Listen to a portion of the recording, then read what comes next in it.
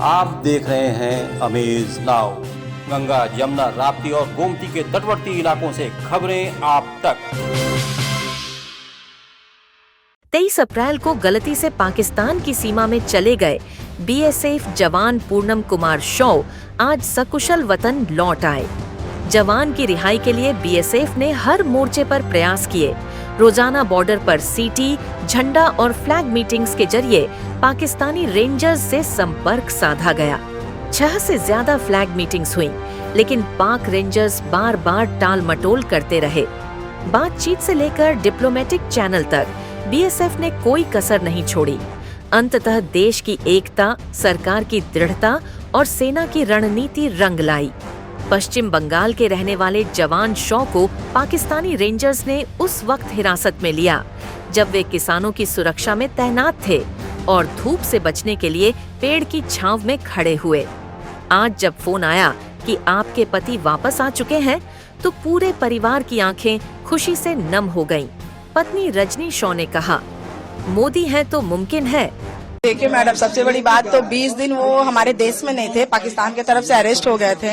तो आज तो बहुत ही खुशी हुई। सुबह में ही फोन आया था सीओ साहब का वहाँ से कि देखिए वो पीके साहब आ गए हैं, इंडिया आ चुके हैं, टेंशन मत लीजिए, वो एकदम सही सलामत है, आप टेंशन मत लीजिए, बिल्कुल ठीक है। और मेरे हस्बैंड ने भी मुझे वीडियो कॉल किया था, एकदम टोटली वो फिट है, फिजिकली फिट है और बोल रहे थे कि टेंशन मत लो, मैं ठीक हूँ, मैं फ्रेश होके मैं तुमको 3 बजे फोन करता हूँ। देखिए मैडम, उनसे तो मेरी 3 दिन पहले कांटेक्ट हुई थी, 4 दिन पहले। तो उन्होंने मुझे कहा था कि टेंशन मत लीजिए, इसी हफ्ते आपके हस्बैंड आ जाएंगे। मैंने उन्होंने भी बहुत योगदान दिया, बहुत जोर शोर से वो भी बात कर रही थी। बीएसएफ के डिपार्टमेंट में जितने भी सीनियर हैं, हमारे यहाँ के जो चेयरमैन है वो तो शुरू दिन से ही लगे हुए हैं। और कल्याण सर भी आए थे, फोन पे वो भी बात करते थे, कैसे है, नहीं है, टेंशन मत लीजिए, आपके हस्बैंड बहुत जल्दी। देखिए सभी का सपोर्ट है, पूरी देश मेरे लिए खड़ी थी। तो सबको हाथ जोड़ के थैंक यू कि आप लोगों की वजह से मेरे हस्बैंड इंडिया आ पाए हैं। सुबह कितने बजे पता चला कि वो रिलीज? 10:30। किसने कॉल किया था? कोई बीएसएफ की कोई कमांडर की का फोन आया था सर का, कि उन्होंने ही बताया कि वो आपके हस्बैंड इंडिया आ गए हैं।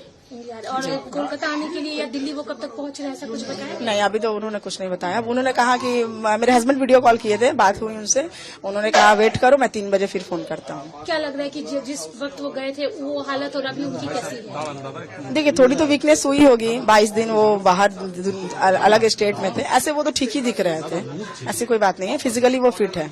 सेंट्रल गवर्नमेंट को कुछ बोलना चाहेंगे? जी जरूर। देखिए हमारे सरकार मोदी जी है तो सब चीज पॉसिबल है, क्योंकि देखिए जो 22 तारीख को जो पहलगाम अटैक हुआ था, उन्होंने 15 से 20 दिन में जो ऑपरेशन सिंदूर करके सबके सुहाग का बदला लिया, जिसका नाम रखा गया था ऑपरेशन सिंदूर। उसके 3 से 4 दिन बाद मेरे सुहाग को उन्होंने रिटर्न लाया है, तो मैं उनको हाथ जोड़ के बहुत बहुत धन्यवाद देना चाहती हूँ। आपका नाम? मेरा नाम रजनी शॉ।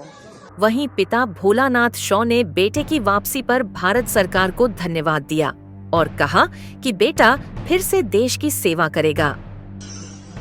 मैं जो आज 23 तारीख से पाकिस्तान का कब्जा में था,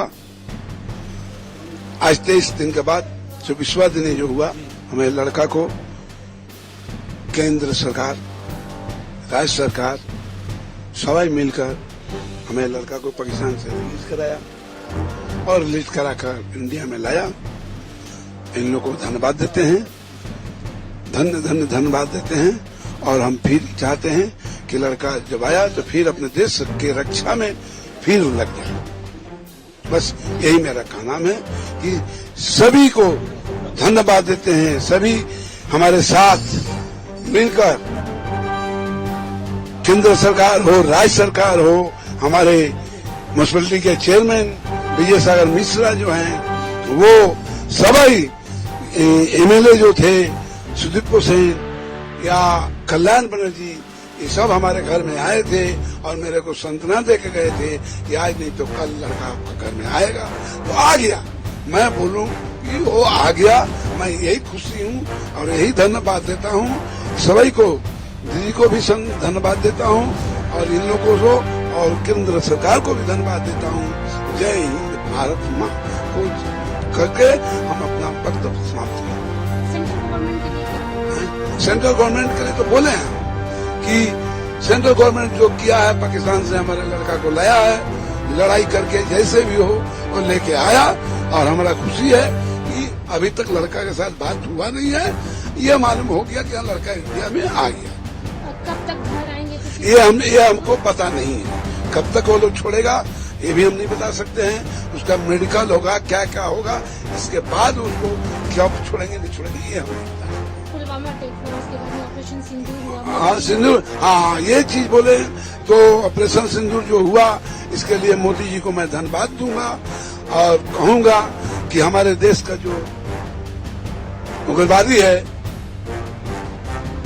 उसको जितना जल्द खत्म करना है आप कीजिए।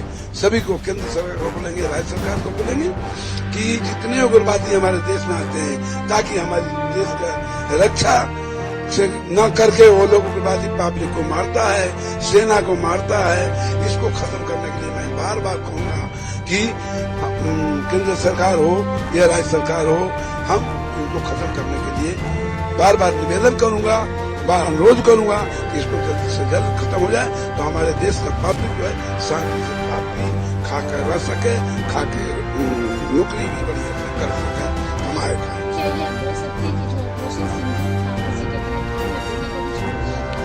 अब हाँ ये तो हाँ सिंधु को जो था ये लड़ाई होने के चलते आज 20 दिन से रोक के पाकिस्तान रखा था। आज वो लड़ाई खत्म हुआ नहीं है, अभी है, अभी खत्म नहीं हुआ है। बाकी उसके बदौलत में हमको शांत हुआ, लड़ाई खत्म बंद हुआ, तब हमारे लड़का को पाकिस्तान छोड़ा है। मैं तो छोड़ने का नाम नहीं लेता। वो तो सीधा बोलता था कि पूर्णम कुमार साहब का नाम का कोई हमारे पास कोई रेंजर है ही नहीं है। बाकी बाद में जब व्हाट्सएप से हम लोग फोटो में देखे तब वो सरकार की नहीं हमारे पास है, तब वो पाकिस्तान सरकार कि हाँ हमारे पास आपका सोल्जर है। उसी के लिए लड़ाई चल रहा था और जब भी हो जैसे भी हो हमारे लड़े ये हमारे धन्यवाद है केंद्र सरकार का, भारत सरकार का कि 22-23 दिन में जो है लड़का आना चाहिए उसको, एक हफ्ता में। बाकी लड़ाई की वजह से लड़का को आने में देर हो गया, पाकिस्तान छोड़ने का नाम नहीं लेता था। बाकी किसी तरह लड़ाई झगड़ा करके हमारे बीएसएफ के डीजी सीओ सवाई मिले लड़ाई करे आमद छे के आना है। नेताओं की प्रतिक्रिया भी जोरदार रही। भाजपा नेता सुवेंदु अधिकारी और अग्निमित्रा पॉल ने जवान की वापसी का श्रेय प्रधानमंत्री मोदी, गृह मंत्री अमित शाह और बीएसएफ के डीजी को दिया। All credit goes to our beloved Prime Minister of India, Mr. Narendra Modi.